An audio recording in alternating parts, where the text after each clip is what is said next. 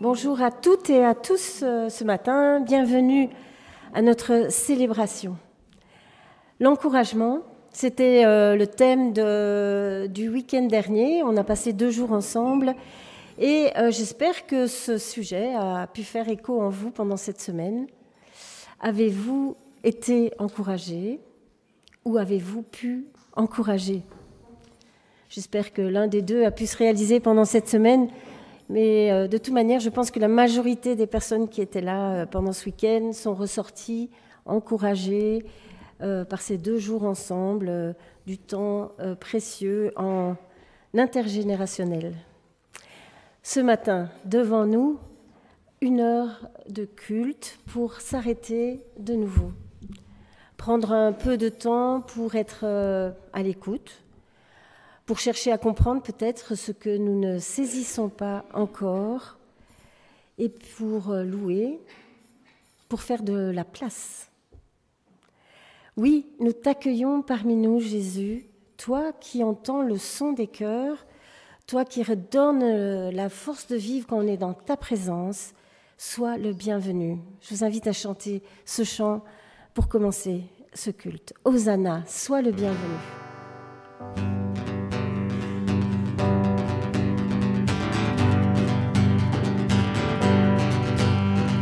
Chant céleste, les yeux se tournent vers toi, se tournent vers toi. L'espoir renaît, les cœurs soupirent après toi. Oui, après toi.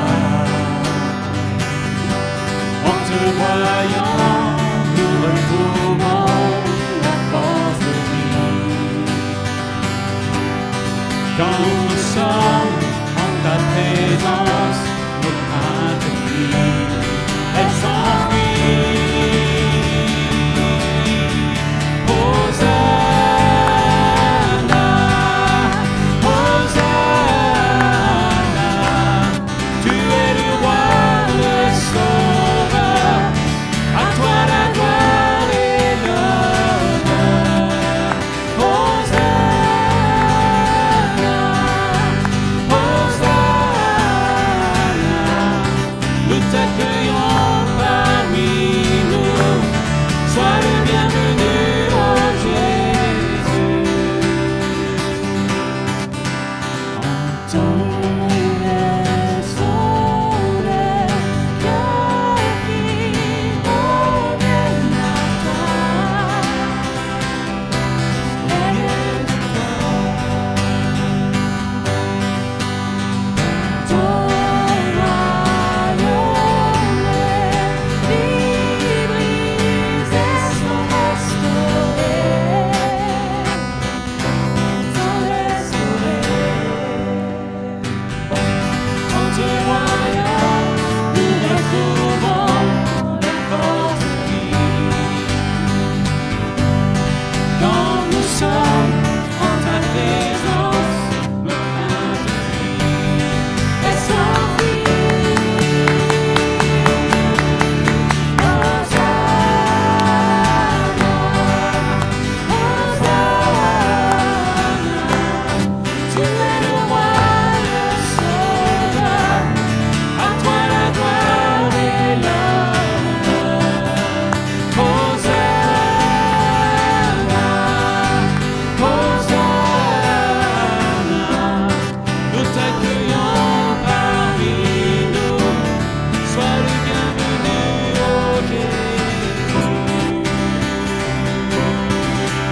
Hosanna,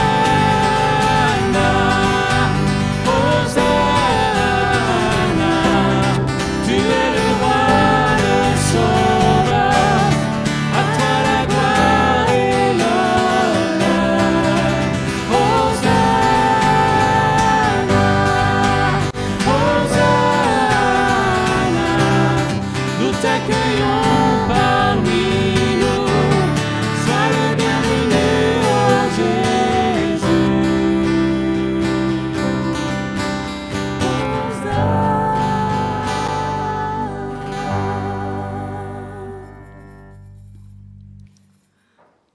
Hosanna.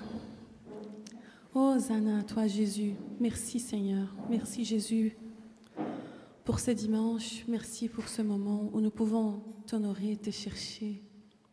Loué soit ton nom, Jésus. Sois le bienvenu. C'est toi, Jésus, notre Sauveur. C'est toi qui nous as réunis ici ce matin.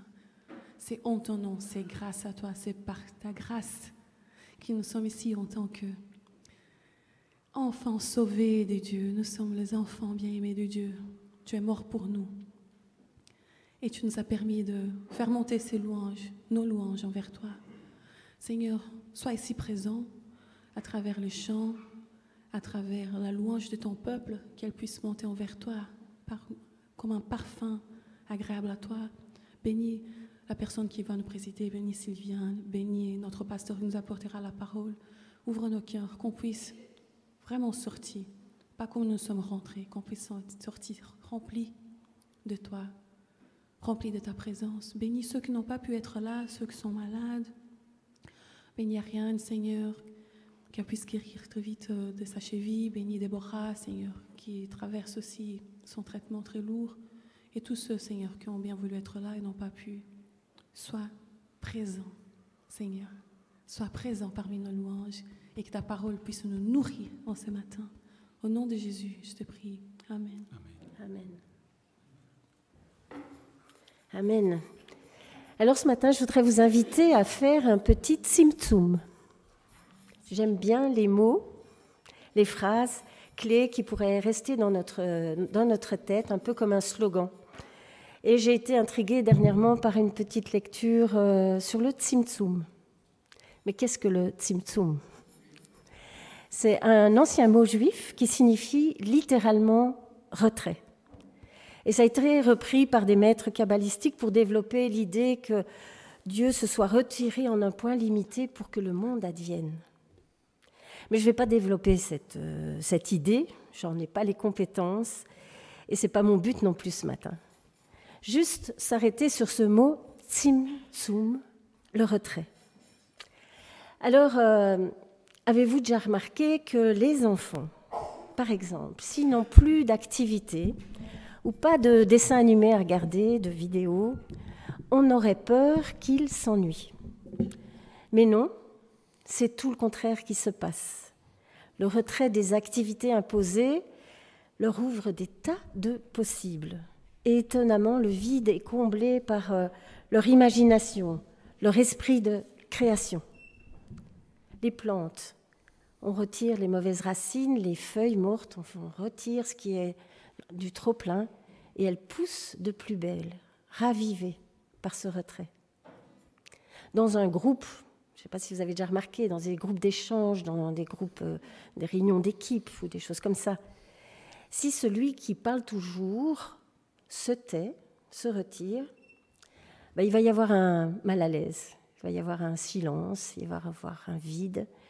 Mais finalement, ce retrait va donner de la place à l'autre, à celui qui n'a pas l'habitude de s'exprimer. Un retrait qui laisse de la place. Et le retrait, en effet, amène souvent une sensation de vide, et ce sentiment est souvent ressenti comme négatif. Et ça nous crée un mal-être, et l'expérience du vide, nous confrontant à nous-mêmes, amène ce malaise. Mais j'ai envie de dire ce matin que le vide peut être conçu comme un potentiel.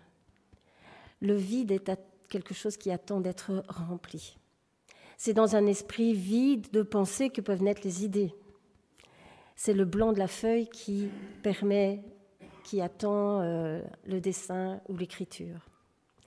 Donc le vide conçu comme un potentiel. Et si faire retrait en nous-mêmes pour libérer de l'espace nous ouvrait un tas de possibles. Si faire retrait en nous-mêmes pour libérer de l'espace nous ouvrait un tas de possibles. Voilà le petit texte que j'avais lu de Marion Müller-Collard. Appliquons donc de bon cœur un petit tzimtzum personnel le matin. Car plus je suis grand, plus je prends de place, mais moins il y a de place pour autre chose, pour l'autre. Par contre, il se peut qu'à nous laisser réduire, nous en soyons finalement grandis. Se retirer pour en ressortir grandi, ça nous rappelle peut-être plusieurs paroles du Christ. Entre autres, si quelqu'un veut être le premier, qu'il soit le dernier et serviteur de tous. Grandi parce qu'on laisse de la place à Dieu, ce Dieu qui nous promet de nous restaurer, qui vient donner de la joie aux affligés, qui console les cœurs brisés, qui ouvre les bras aux rejetés, qui tend les bras aux chancelants, qui affermit les faibles, qui redonne la dignité.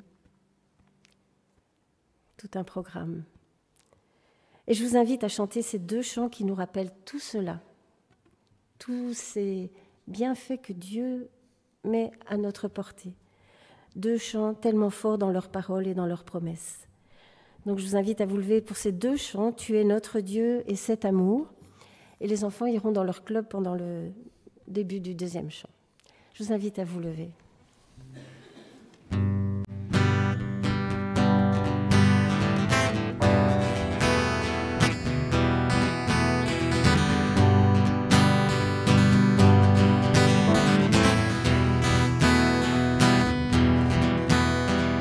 Heureux sont les affligés, car tu viens leur donner ta joie.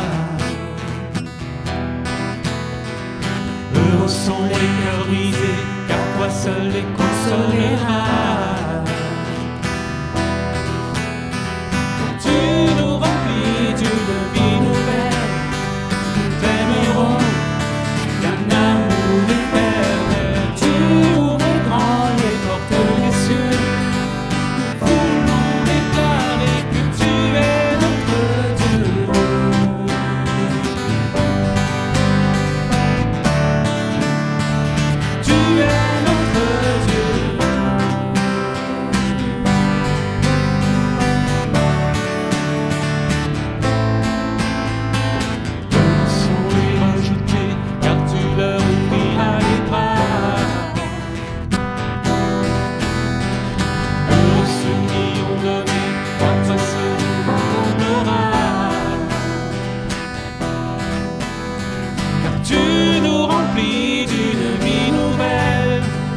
t'aimerons d'un amour éternel. Tu ouvres grand les portes des cieux. Nous voulons déclarer que tu es notre Dieu.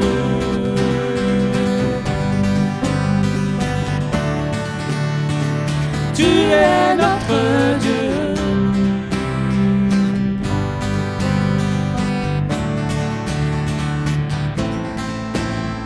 Car tu nous remplis d'une vie nouvelle, nous t'aimerons d'un amour éternel. Tu ouvres grand les portes des cieux.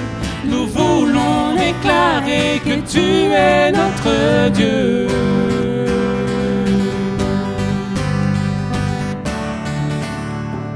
Tu es notre Dieu.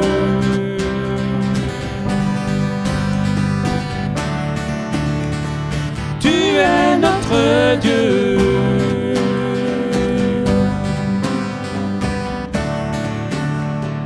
Tu es notre Dieu.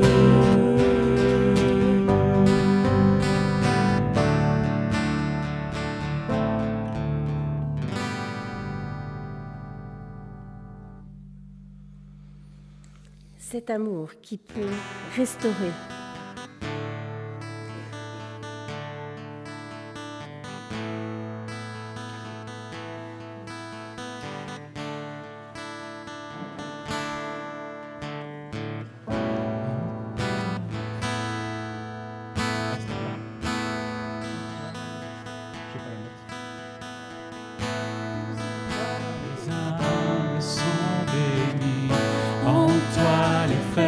Sont affermis, les cœurs brisés, tu rétablis, donnant la vie. Cet amour qui peut libérer, cet amour qui peut restaurer, nous appelle par notre nom, tu nous appelles par notre nom. Ce Dieu qui créa tout l'univers, Dieu qui va mourir au calvaire nous appelle par notre nom. Tu nous appelles par notre nom.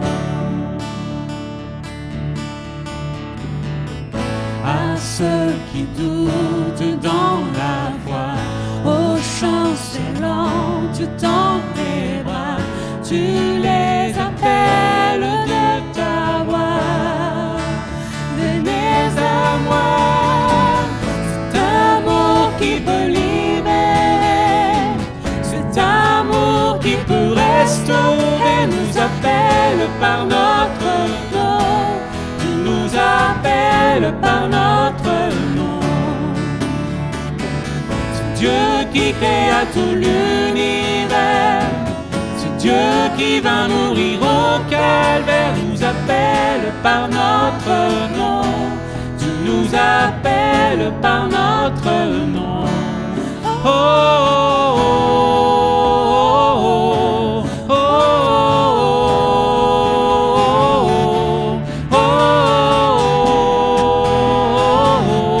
oh, oh,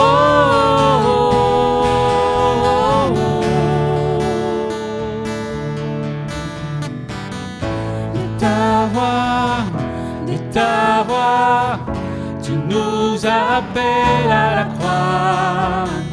De ta voix, tu nous appelles à la croix. De ta voix, tu nous appelles à la croix. De ta voix, tu nous appelles à la croix. Cet amour qui peut libérer, cet amour qui peut restaurer, nous appelle par notre nom. Tu nous appelles par notre nom. C'est Dieu qui créa tout l'univers, c'est Dieu qui va mourir au calvaire, nous appelle par notre nom. Tu nous appelles par notre nom. De ta voix, tu nous appelles à la croix. De ta voix, tu nous appelles à la croix.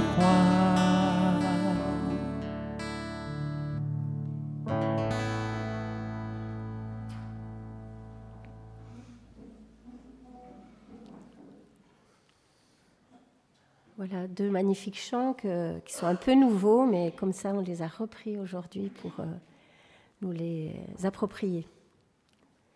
Lecture du psaume 5, versets 8 et 9 et 2 et 4. Par ta grâce infinie, je peux entrer dans ta maison. Avec le respect qui t'est dû, je m'incline et je t'adore. Éternel, conduis-moi, toi qui es juste, car j'ai des ennemis. Aplanis le sentier que tu veux que j'emprunte. Oui, Éternel, écoute mes paroles et entends mes soupirs. Ô toi, mon roi, mon Dieu, sois attentif à mon appel, car c'est toi que je prie. Éternel, depuis l'aube, ma voix se fait entendre, car dès le point du jour, je me présente à toi et j'attends.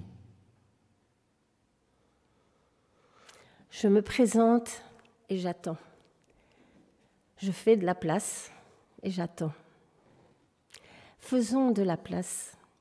Osons faire un tzimtzum. Nous retirer, nous mettre en retrait pour laisser l'esprit agir, pour laisser l'amour de Dieu qui veut calmer nos tempêtes intérieures. Faire un tzimtzum pour connaître son pardon. En fait, c'est une sorte d'abandon. C'est peut-être enfin abandonner nos craintes, nos fautes, nos révoltes, nos questions, nos déceptions, nos résistances. Ne nous enfermons pas sur nous-mêmes en nous privant de celui qui est ce tout autre qui vient à notre rencontre et qui veut nous rencontrer. Cette phrase m'a marquée en se disant, sur le fait qu'il y a cette idée d'enfermement, mais aussi que peut-être on se prive de quelque chose. Plutôt nous laisser combler. Comme le dit un chant, viens nous combler de toi, descends sur nous, oui, viens nous combler de ton amour et de ta grâce. Et c'est ma prière ce matin pour vous, pour moi. Et je vous invite à prier cette prière qui va se dérouler aussi, ceux qui veulent plutôt la lire. Mais prions. Réduis-moi, Seigneur, réduis-moi à l'essentiel. Au noyau dur de ma foi, réduis en moi l'espace occupé par moi-même pour y laisser une place à l'autre qui te ressemble. Réduis en moi la peur pour élargir la place laissée à la confiance. Réduis en moi les aléas de mes humeurs pour dégager dans mes brouillards la clarté de ton fil conducteur. Que je puisse toujours retirer ce qui m'éloigne de toi et te laisser assez de place pour me transformer. Oui, Seigneur Jésus, remets-moi debout sur le chemin. Toi qui au cœur de chaque homme et chaque femme veut déposer l'espoir. Toi qui fais toutes choses nouvelles et qui veut tout réconcilier, qui veut essuyer toute l'âme, toi qui es allé jusqu'au bout, jusqu'à mourir sur la croix. Oui, pour moi tu l'as fait, pour nous. Alors Seigneur, j'aimerais te laisser de la place pour que tu viennes prendre place, me combler de cet amour immense, incompréhensible, mais qui est pourtant bien là, déjà offert. Merci pour ton pardon et pour ta paix. Amen. Que nous puissions faire nôtres ces paroles, ou bien les faire, grandir et méditer là-dessus. Et donc, suite à cette prière, je vous invite à partager le repas du Seigneur. Donc, c'est du pain, du vin, tout simplement, mais tout simple pour rappeler un grand symbole, ce sacrifice de Jésus sur la croix. J'invite 3 personnes qui ont l'habitude de servir, de venir servir et partager ce repas. Que tous ceux pour qui toutes ces paroles ont de la cohérence prennent ce repas avec, je dirais sérieux, mais aussi avec joie. Car vous savez comment notre Seigneur Jésus-Christ a manifesté sa grâce envers nous. Eh bien, lui qui était riche, il s'est fait pauvre pour vous, afin que par sa pauvreté, vous soyez enrichis. 2 Corinthiens 8, 9. Lui qui était riche, il s'est fait pauvre pour vous, afin que par sa pauvreté, vous soyez enrichis. Retrait pour être grandi. Et bien plus que cela. Partageons ce pain et ce vin. Et on va chanter ce chant pendant la distribution. Pour moi, tu l'as fait.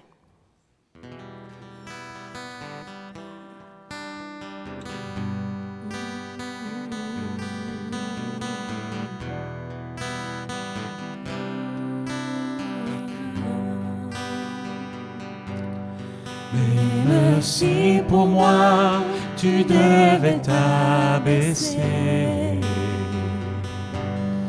pour porter ma vie et tout réconcilier, me montrer le Père qui m'a tant aimé. Je sais que pour moi tu l'as fait. Je sais que pour moi tu l'as fait. Même si tu devais quitter toute gloire, venir t'incarner, épouser notre histoire. Au cœur de chaque homme, déposer l'espoir. Je sais que pour moi, tu l'as fait. Je sais que pour moi, tu l'as fait. Car mon Dieu tient toujours ses promesses, me couvrant de tendresse. Voici quel est mon Dieu.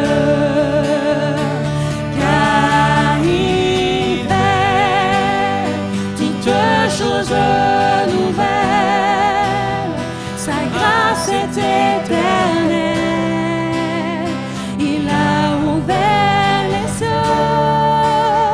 Voici quel est mon Dieu.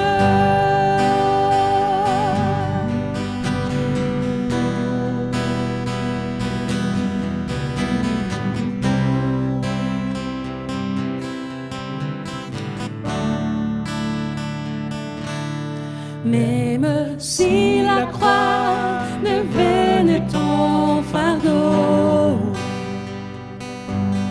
le poids de ce monde, l'oubli dans le tombeau, pour essuyer toute larme et tout sanglot. Je sais que pour moi, tu l'as fait. Je sais que pour moi, tu l'as fait. Car mon Dieu tient toujours ses promesses, mes courants de tendresse. Voici quel est mon Dieu.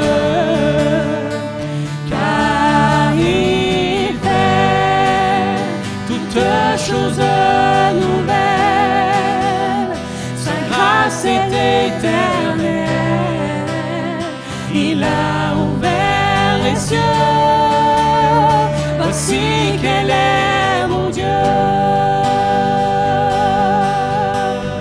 Oh, voici quel est mon Dieu.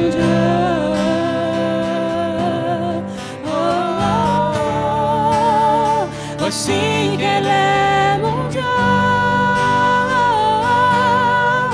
mon Dieu. Voici quel est mon Dieu.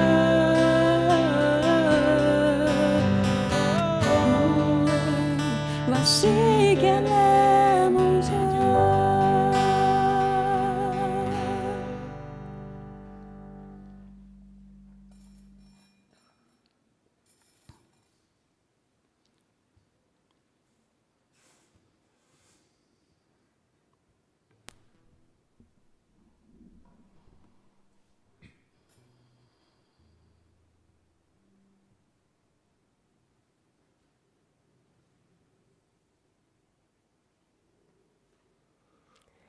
Amen. Je vais laisser maintenant la place au moment d'édification qui nous sera apporté par Audrey. Et voilà, Audrey, je te laisse la place.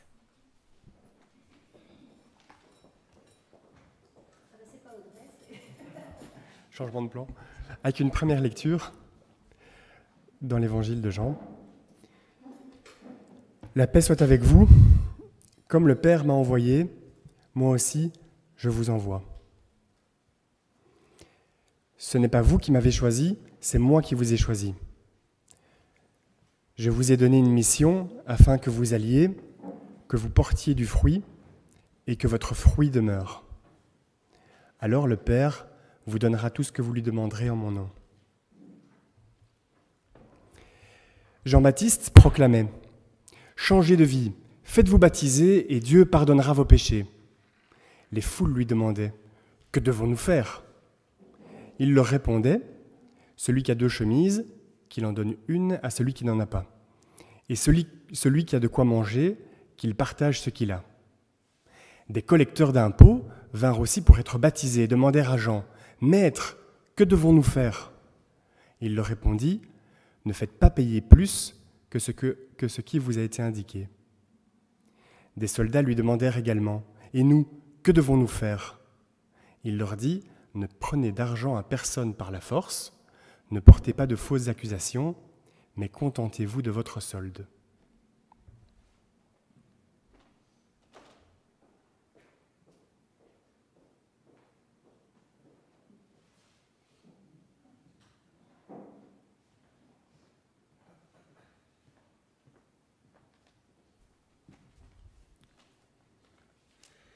Colossiens 3, 23. Quel que soit votre travail, faites-le de tout votre cœur, comme pour le Seigneur, et non pour des êtres humains.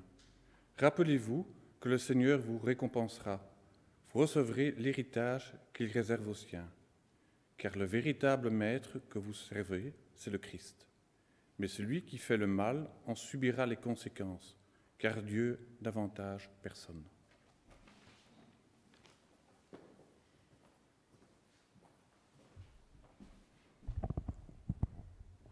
Merci beaucoup pour les lectures et bonjour à chacun d'entre vous. Nous poursuivons ce matin notre série intitulée « Rencontrer Dieu dans le train-train ».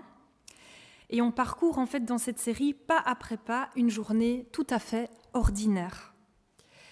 L'auteur Tish Harrison Warren, dans son livre duquel nous nous inspirons, « Liturgie de la vie ordinaire », tente de nous faire réfléchir sur la possibilité éventuelle de rencontrer Dieu dans les gestes ordinaires de la vie quotidienne. Et aujourd'hui, c'est dimanche, mais nous partons au travail. D'où le titre de la prédication aujourd'hui, un petit peu étrange, j'en conviens. Lire ses mails, tu peux mettre le slide suivant. Lire ses mails, bénis et envoyés. Alors j'ai fait exprès de mettre un nombre absolument disproportionné, c'est pour créer en vous une petite émotion. Pour m'amener à la question que je voudrais vous poser pour démarrer, c'est qui parmi nous aime traiter ses mails ? Qui ouvre sa boîte mail avec un cœur plein d'entrain et d'enthousiasme, la joie du Seigneur au cœur ? Alors ça dépend évidemment. Certains d'entre nous, je pense que c'est peut-être pour eux que ça fera plus écho, ont des professions à mail où en un week-end, ce sont des dizaines de mails qui s'accumulent. Et il faut, le lundi matin, les éplucher, répondre à chacun. Mais même si on n'a pas un travail à mail, à notre époque technologisée, tout finit par converger dans notre boîte mail. Les notifications scolaires de nos enfants, avec la fabuleuse invention de l'école en ligne, les rappels des rendez-vous médicaux, l'organisation des fêtes de famille, les mails qui concernent la vie d'église, il y en a aussi quelques-uns, désolée, et les mails professionnels de toutes sortes. C'est une réalité de nos vies, qui représente peut-être une de ces tâches qui sonne comme une pénible obligation et qui peine à trouver son sens dans nos esprits. Alors je pense que l'auteur du livre que nous suivons a commencé ce chapitre par cet exemple des mails, parce que c'est sans doute la tâche qui nous paraîtrait à tous comme la moins spirituelle possible. Et comme c'est le cas pour toutes les tâches un peu pénibles, c'est un bon lieu pour faire un bilan de notre état d'esprit spirituel. Car derrière cette exécution de cette tâche numérisée, mécanisée, il peut y avoir une question beaucoup plus profonde et qui, elle, est spirituelle.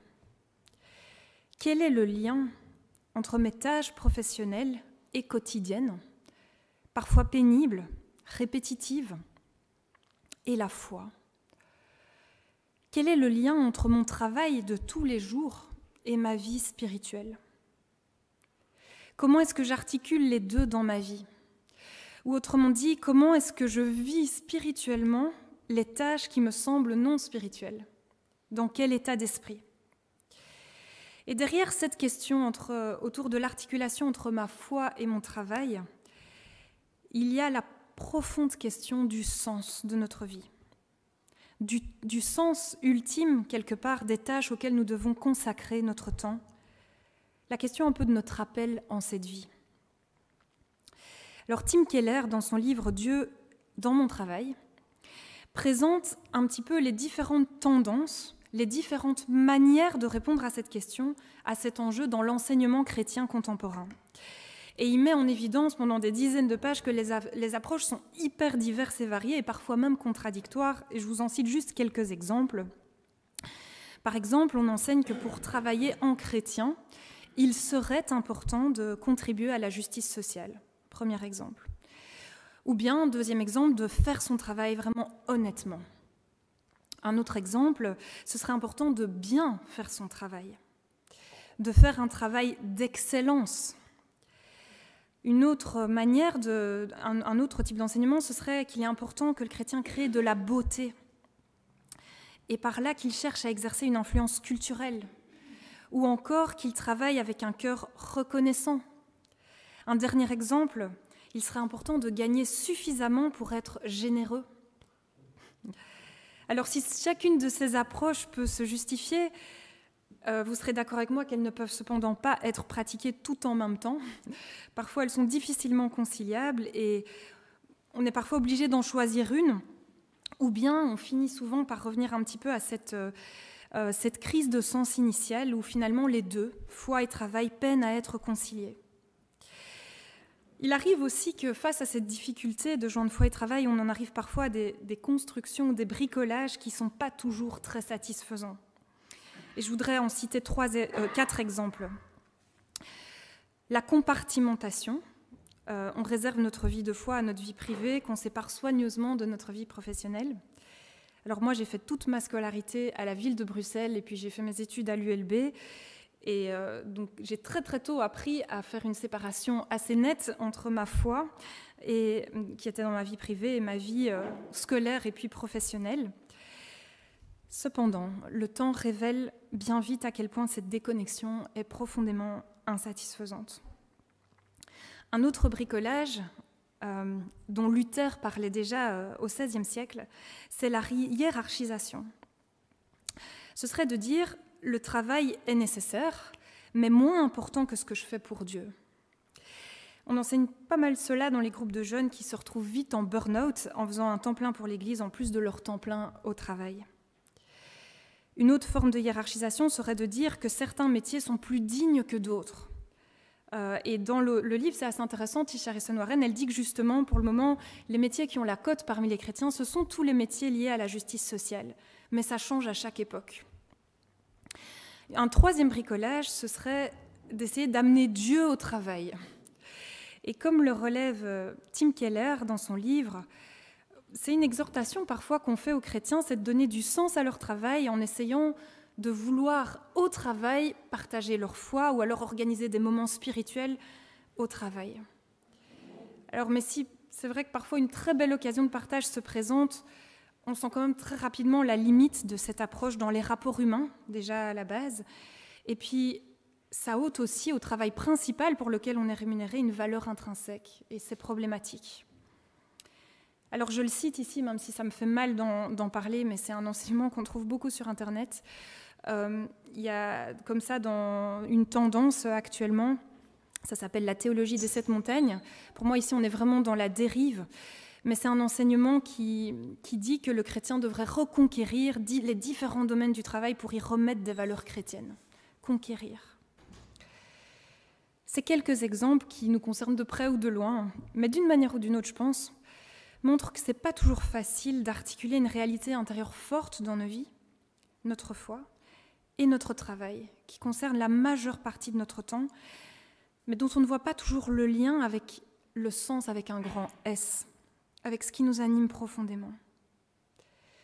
Je pense que la réflexion autour de cette articulation, c'est une vraie question qui est en fait assez passionnante et qui présente des défis différents pour chacun d'entre nous.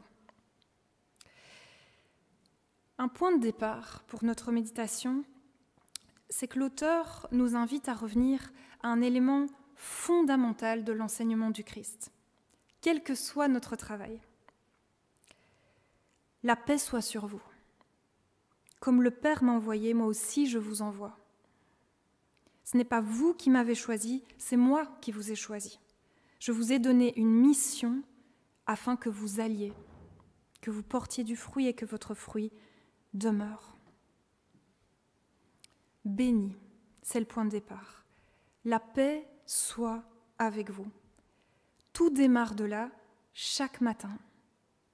C'est quelque chose qu'on oublie parfois, mais nous avons reçu, avant d'aller travailler, ces paroles précieuses, d'une valeur inestimable sur nous. On en a parlé à la première prédication.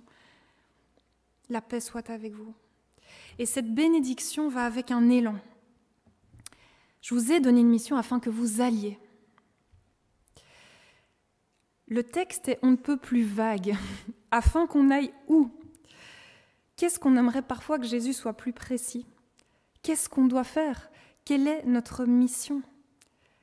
On a tellement envie d'avoir une réponse claire, de cadenasser bien rapidement des réponses précises. On voit cela avec les jeunes. J'aimerais que Dieu me dise clairement ce que je dois faire. Qu'est-ce que je dois choisir comme étude? À quoi je suis appelée? Quelle est ma mission à moi? Mais les adultes ne sont pas épargnés, bien sûr. Souvent, on est traversé par des crises de doute. Est-ce que mon travail a du sens? Est-ce que Dieu m'appelle vraiment à faire ce que je suis en train de faire? Que dois-je faire? Cette question habitait déjà les premiers auditeurs de la prédication de Jean-Baptiste. Jean-Baptiste prêchait ceci: changez de vie, faites-vous baptiser et Dieu pardonnera vos péchés. Et il prêchait encore: si quelqu'un a 2 tuniques, qu'il partage avec celui qui n'en a pas, si quelqu'un a de quoi manger, qu'il fasse de même. Je ne sais pas pour vous, mais moi je trouve qu'en tant que chrétien, où qu'on en soit dans la vie, cette parole, elle vient toujours nous travailler. Changer de vie, partager. Mais dans quelle mesure changer ma vie? Dans quelle mesure donner? Dans quelle mesure partager? Est-ce que c'est abandonner certaines choses? Changer de métier? Ce sont des questions puissantes qui viennent régulièrement nous travailler, nous déranger, nous désinstaller. Et dans la foule qui écoute Jean-Baptiste, il y a des collecteurs d'impôts et des soldats qui sont touchés par cette prédication. Luc choisit de retenir comme exemple les réactions des 2 pires métiers de l'époque, on va dire. Ceux qui étaient sans doute les moins spirituels, les moins dignes aux yeux des Juifs. Les collecteurs d'impôts et des soldats. Pourquoi les moins dignes? Parce qu'ils collaboraient de fait avec le pouvoir romain. Par le prélèvement des impôts pour les Romains, ou par le fait de gérer la sécurité et l'ordre pour les Romains. Il y avait un peu une teinte de trahison dans ce métier. Et ces soldats et ces collecteurs d'impôts viennent avec sincérité vers Jean-Baptiste et lui demandent: Maître, on voudrait se faire baptiser, mais que devons-nous faire? Cette fameuse question qui nous tourmente tous: que dois-je faire?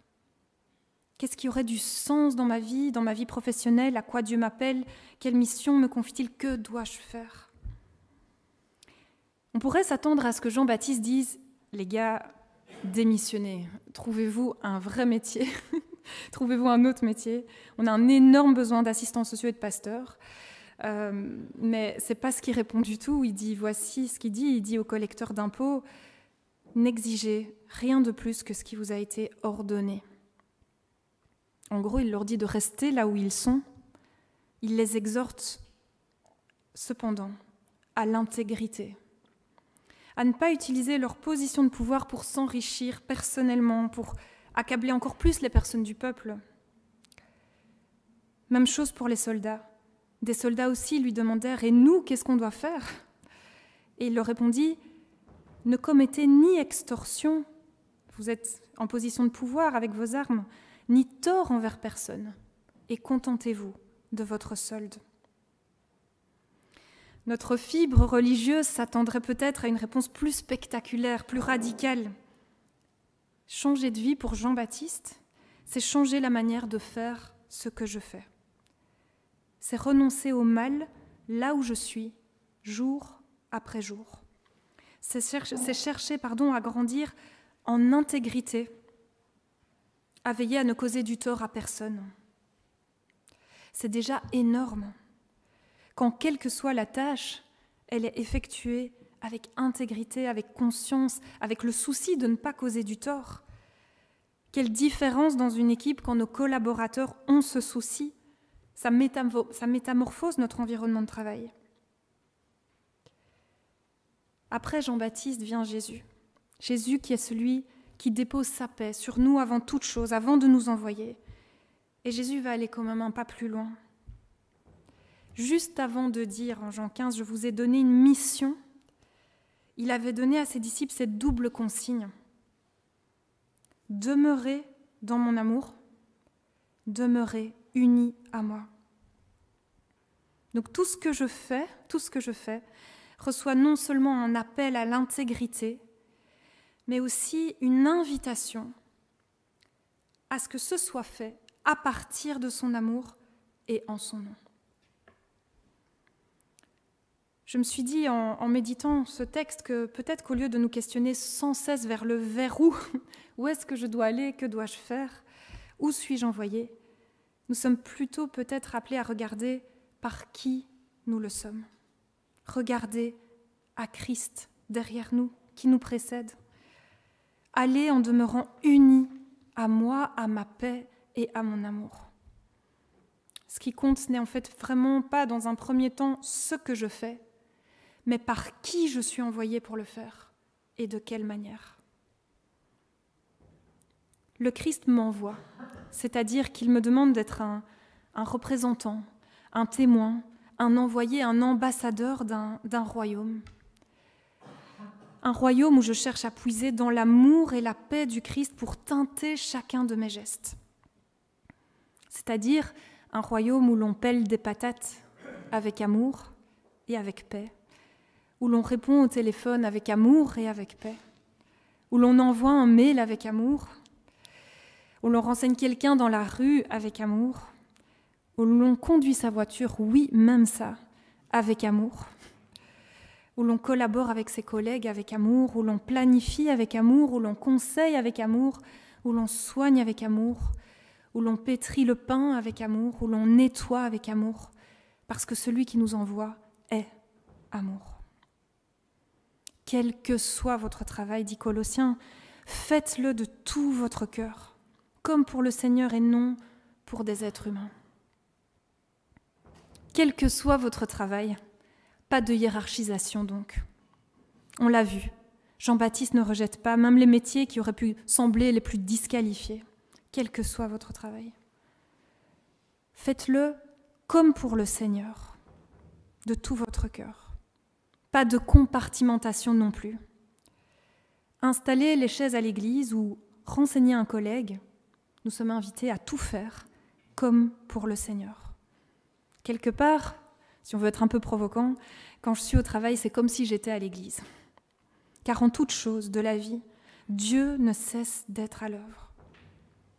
Tish Warren dit « Pas besoin d'amener Dieu à notre travail, il y est déjà ». Nous n'avons pas à introduire Dieu dans notre travail, mais à le rejoindre, dit-elle, dans le travail qu'il accomplit déjà par l'intermédiaire de notre vie professionnelle. La deuxième partie du verset nous dit « Rappelez-vous que le Seigneur vous récompensera. Vous recevrez l'héritage qu'il réserve aux siens. Car le véritable maître que vous servez, c'est le Christ. Mais celui qui a fait le mal en subira les conséquences, car Dieu n'avantage personne. Le Seigneur vous récompensera. » C'est quand même étonnant de voir que ce verset lie notre travail, et si on regarde ce qui précède dans le chapitre, c'est vraiment les tâches les plus quotidiennes, à une dimension profondément spirituelle. Quelle que soit la tâche, aurait-elle une portée éternelle ? Toute tâche, aussi minuscule et simple soit-elle, dit l'auteur, compte pour l'éternité. Je crois que c'est vraiment une réalité. Je vais souvent faire des visites dans les hôpitaux et il y a un service où vraiment je trouve que c'est difficile, en gériatrie. C'est vraiment difficile. Et quand je suis arrivée la dernière fois en gériatrie, les aides-soignantes étaient en train de s'occuper d'une patiente dans la chambre et j'attendais devant et la porte était ouverte. Et je vois les deux aides-soignantes en train de faire les gestes vraiment durs, de soulever, de changer les draps de la patiente, etc. Et pendant qu'elle faisait ça, il y a une des deux aides-soignantes qui posait des gestes sur la patiente hyper tendres. Et elle disait, elle commentait ce qu'elle faisait et elle avait des paroles hyper douces, remplies d'amour. Ça m'a touchée très fort Et je me disais, oui, ces petites paroles remplies d'amour dans l'anonymat de cette chambre, ça compte pour l'éternité.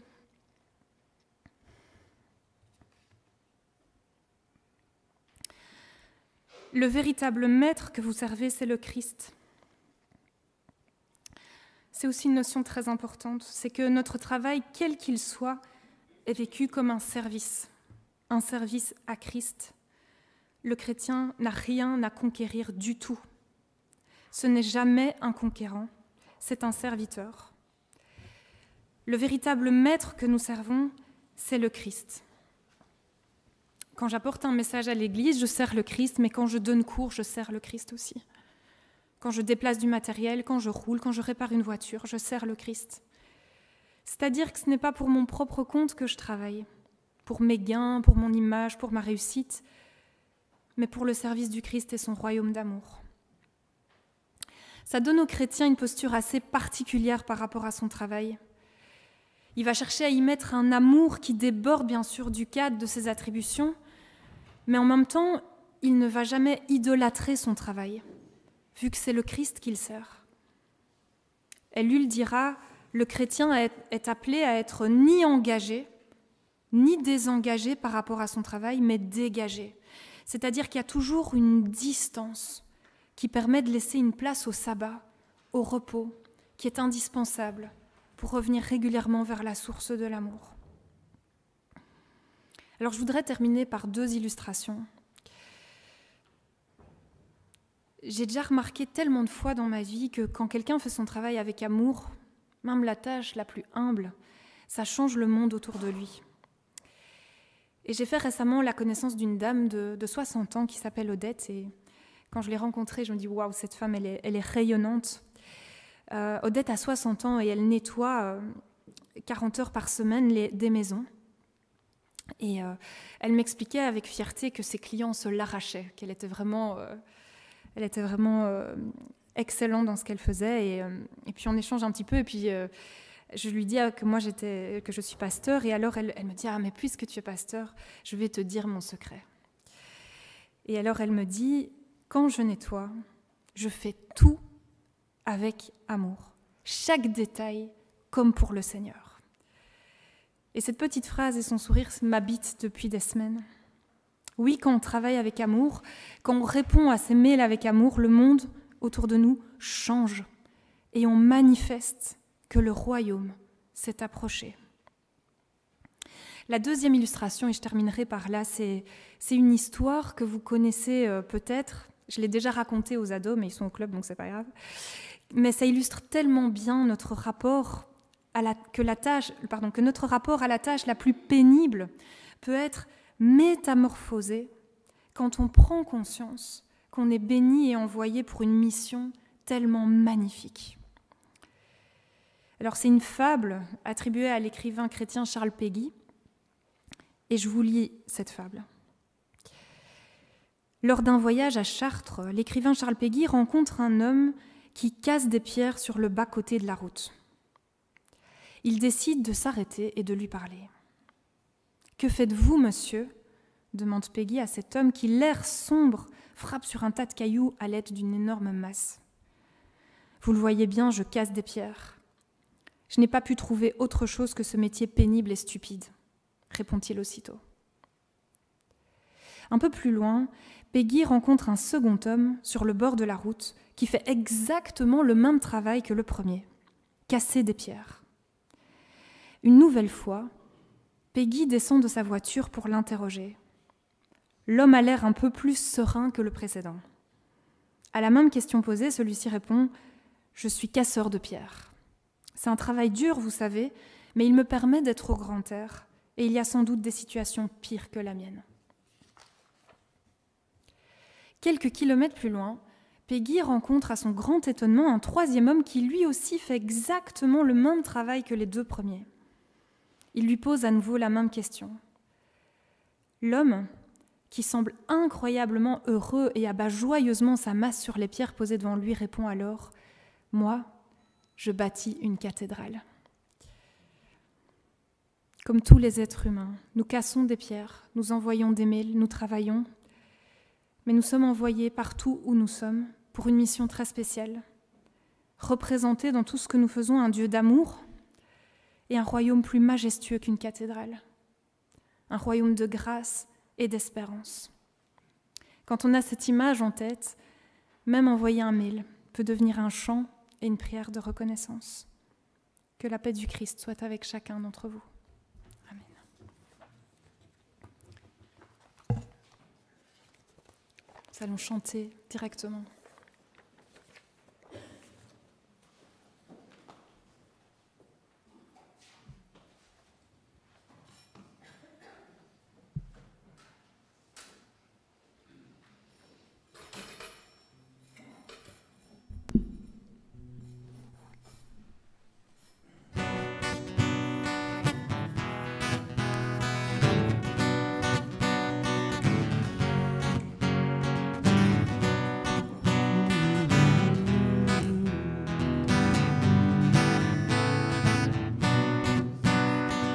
Seigneur, fais de nous des ouvriers de paix. Seigneur, fais de nous des bâtisseurs d'amour. Là où demeure la haine, que nous apportions l'amour. Là où se trouve l'offense, que nous mettions le pardon. Seigneur, fais de nous des ouvriers de paix. Seigneur, fais de nous des bâtisseurs d'amour. Là où grandit la discorde, qui nous fassions l'unité. Là où séjourne l'erreur, que nous mettions la vérité. Seigneur, fais de nous les ouvriers de paix. Seigneur, fais de nous des bâtisseurs d'amour. Là où persistent les ténèbres, que nous jetions la lumière. Là où règne la tristesse, que nous faisions chanter la joie. Seigneur, fais de nous des ouvriers de paix. Seigneur, fais de nous des bâtisseurs d'amour.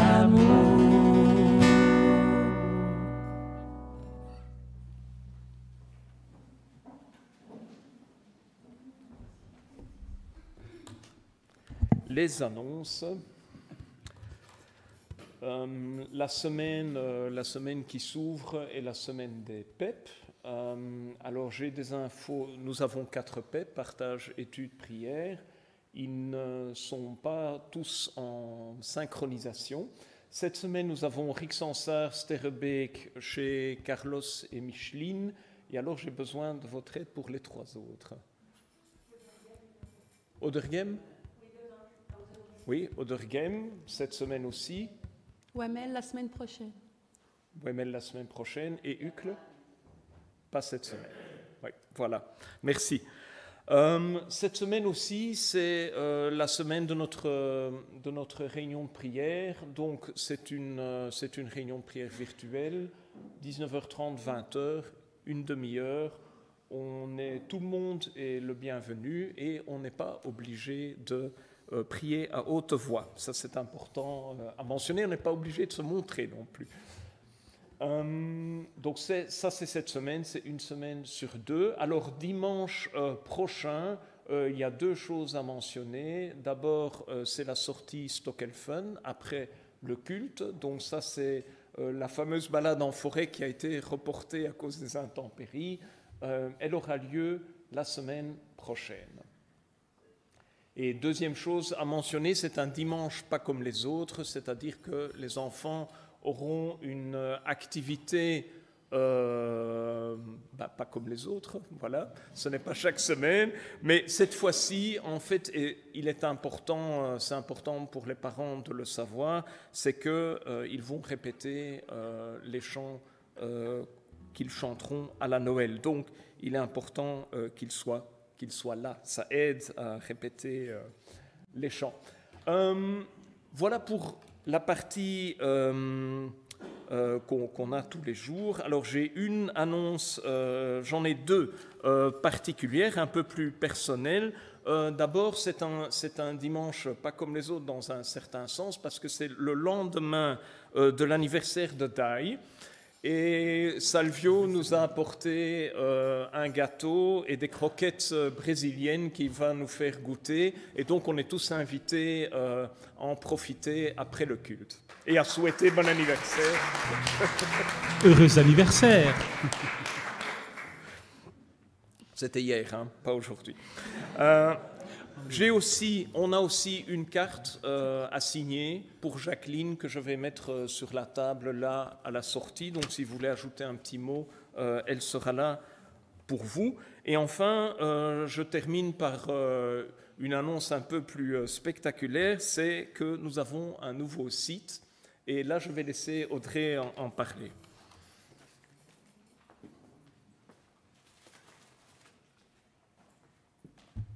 Voilà, donc il y a une équipe, on va dire que tout est parti quand même du travail que Dirk a effectué, mais on a vraiment la chance d'avoir un site internet flambant neuf. Donc normalement, vous allez voir défiler quelques images. Je voudrais en profiter vraiment pour remercier Dirk. Je voudrais vraiment vous demander qu'on l'applaudisse chaleureusement. Voilà. Ça représente des heures et des heures de travail. Et je voudrais aussi remercier Jean-Émile qui a fait tout le travail technique de mise en ligne. On peut aussi l'applaudir. Voilà. Tout ça avec le soutien bienveillant de Jean-Jacques, Paul, Caroline, tous ceux qui s'investissent dans la technique. Donc vraiment, merci. N'hésitez pas à aller faire un petit tour cette semaine sur le site, voilà, pour le faire vivre dans ses premières heures. On est vraiment hyper reconnaissants. C'est un outil et c'est aussi on va dire notre vitrine pour le monde extérieur. Donc c'est très très très chouette. Donc, alors l'adresse est inchangée. Donc c'est la même adresse que l'ancien site, donc ccstockel.be. Voilà. Alors j'ai encore une autre annonce, c'est que Heike avait préparé des petites cartes pour Priscilla. Si vous avez, donc tout est prêt, vous voyez son adresse, le timbre et une carte vierge à l'intérieur. Si vous avez envie de lui envoyer un petit mot pour l'encourager, ça lui fera plaisir. Il faudrait 5 personnes. Je vais le mettre là-bas, donc prenez-en une et il suffit d'écrire et de poster. Donc c'est tout simple. Merci Heike d'avoir pensé à ça. Voilà.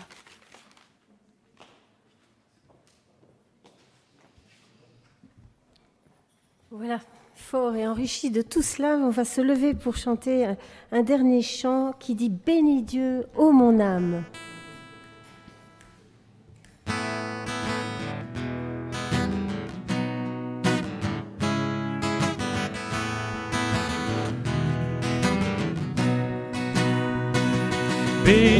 Et on va passer les offrandes. Oh mon âme, rends gloire à son saint nom. Oh, chante comme jamais. Oh mon âme, rends gloire à son saint nom. Voici l'aurore d'un nouveau jour. Pour toi un chant doit s'élever devant ce qui m'attend et ce qui pourrait arriver. Qu'à la fin du jour je te chante encore. Bénis Dieu, oh mon âme, oh mon âme, rends gloire à son saint nom. Oh, chante comme jamais, oh mon âme, rends gloire à son saint nom. Riche en bonté et lent à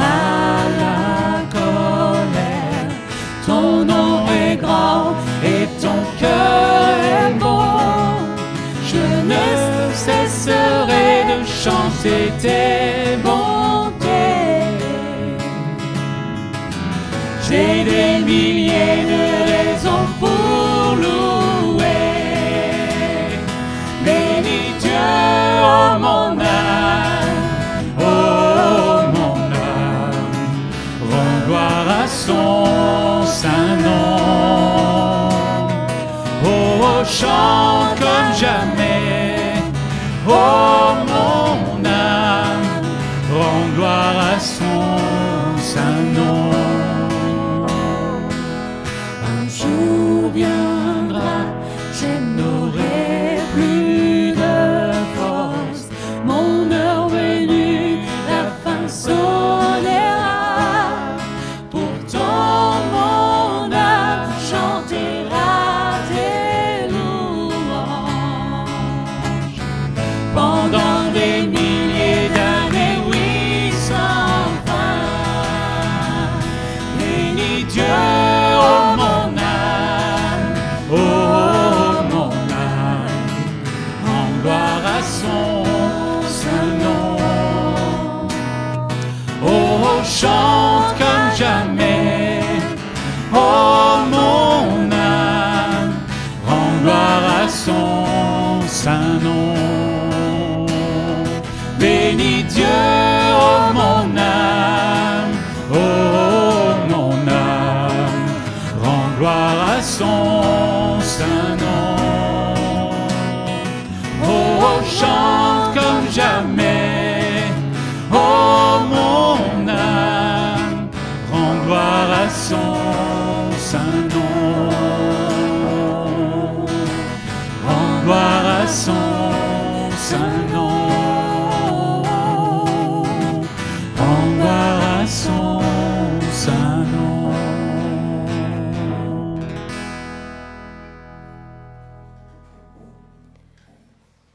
Que le Seigneur fasse croître de plus en plus l'amour que vous avez les uns avec les autres et envers tous les êtres humains, à l'exemple de l'amour que nous avons pour vous. Qu'il fortifie vos cœurs pour que vous apparteniez pleinement à Dieu notre Père, en étant irréprochables quand notre Seigneur Jésus viendra avec tous ceux qui lui appartiennent. Que le Seigneur fasse croître de plus en plus l'amour que vous avez les uns avec les autres pendant cette semaine. Bon dimanche.